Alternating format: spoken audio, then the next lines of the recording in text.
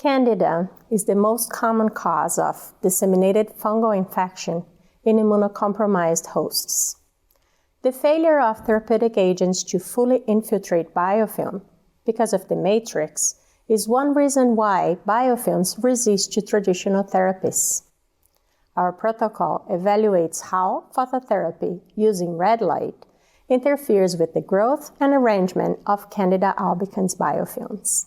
The methods applied are well established, since the strain used in this study had its extracellular matrix characterized, and the light device has been successfully applied to other planktonic microorganism suspensions and biofilms. The greatest advantage of this device is the reduction in treatment time, which makes it more feasible for clinical applications. When culturing Candida albicans, be aware that aneuploidies can be acquired. Therefore, it is important not to use colonies that are more than 7 days old, not to store plates at 4 degrees Celsius, and not to restrict cells from existing plates. Likewise, strain should be used prior to 18 hours of overnight growth.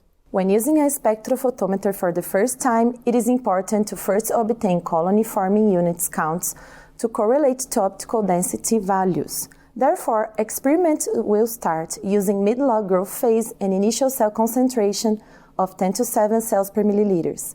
This cell concentration have been shown to provide the most abundant and stable mature biofilms.